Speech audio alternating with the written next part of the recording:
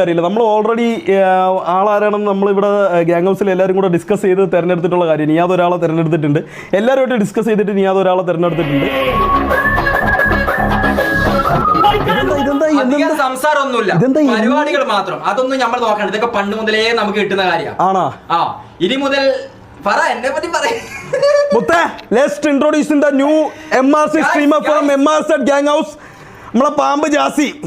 Guys live ചെയ്യാൻ പോവാണ്. അപ്പൊ എന്തായാലും കൂടുതൽ എല്ലിടല്ലേ? ഞാൻ ഒരു കാര്യം പറയട്ടെ, എല്ലിടല്ലേ? ഇവിടെ വന്നിട്ട് എല്ലിടേണ്ട ഒരു ആവശ്യവും നിങ്ങൾക്കില്ലേ? എന്താ കുഴപ്പം? എന്താ നിങ്ങൾക്ക് പിന്നെ എന്താ വേണ്ട? എന്താ ഞാൻ എന്തായാലും ലൈവ് ഇൻഷാല്ലാ എനിക്കൊന്ന് നാളെ ആയിരിക്കും സ്റ്റാർട്ട് ചെയ്യാം. അപ്പൊ എന്തായാലും നാളെയോ ഇല്ലെങ്കിൽ മറ്റന്നാളെയോ കുറച്ച് ദിവസത്തിനുള്ളിൽ ചെക്കനെ സപ്പോർട്ട് ഇതിനുള്ള പുതിയ അടി ഇട്ടാ പുണ്ടച്ചിയുടെ മോൻ.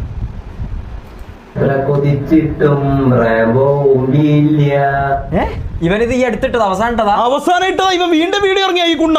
ഇവൻ വീണ്ടും ഇറക്കിയ എന്താ നീ പറഞ്ഞ റിയാക്ഷൻ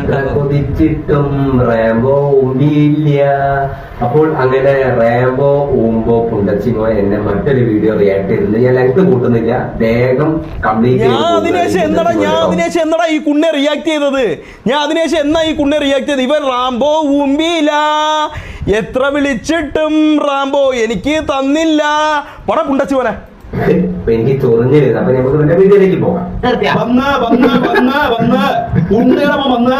കാര്യമില്ല, വന്നിട്ട് റാംബോ നീ ഇവിടെ നിർത്തിക്കുമായ ഇതെന്ത് ചെയ്യണം?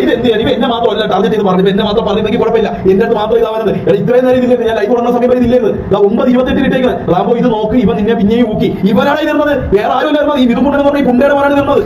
ക്യാപ്ഷൻ നോക്ക്, തന്തയില്ലായ്മ പറയിട്ടുള്ളത്. ഇവന്റെ തന്ന തൊപ്പിയും പറയും ഇവനും. എടാ, എനിക്കിപ്പോ നിന്റെ ഈ സ്ട്രീമിൽ ഇങ്ങനെ എന്റെ ഈ വീഡിയോ ഇങ്ങനെ ഇടുന്നതാണല്ലോ പണി. 100 കൂട്ടം പണിയുണ്ട് എനിക്ക്. ഞാൻ പാടത്ത് വെക്കുന്ന എനിക്കിടെ കയ്യിട്ടുണ്ട് 100 കൂട്ടം പണിയുണ്ട് ഇവന്. കാരണം 100 വീട്ടിന്റെ വരാന്തയിൽ കൂടെ നടന്ന് കണ്ട എല്ലാവരും വായിരണം. മനസ്സിലായി? ഇവന് 100 കൂട്ടം പണിയുണ്ട് ഈ പുണ്ടയുടെ മോന്. എടാ, ആരെങ്കിലും ഇവന്റെ നമ്പർ ഉണ്ടെന്നുണ്ടെങ്കിൽ മുത്തേ എനിക്ക് ഒന്ന് അയച്ചു തന്നെ.